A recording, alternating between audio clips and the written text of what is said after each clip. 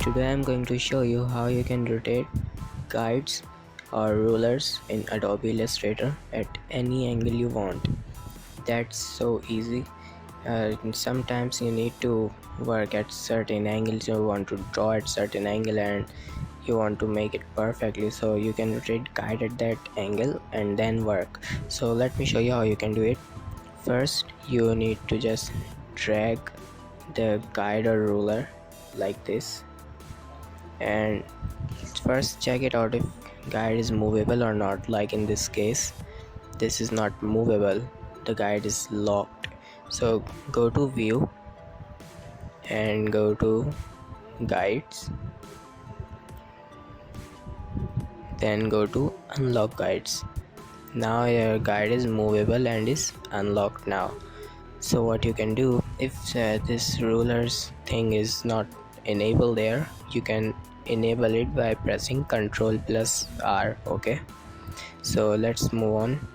So just you need to click on guide, then choose this rotate tool and click here while holding Alt key.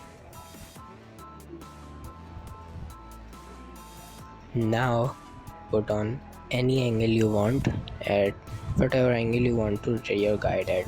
For example, I put in 56 and keep the preview on, so the guide is rotated at 56 degrees. Let's check something else. 42. Now the guide is at 42. okay, so you press OK and now your guide is rotated at that angle.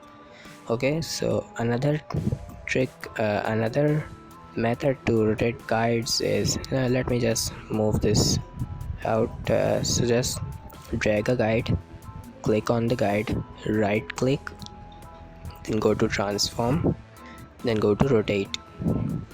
Now put on any angle you want, like 76, press OK, the guide is rotated at that angle. So these are just the tips on how to rotate guides in Adobe Illustrator. Hope you like it. See you soon in another video.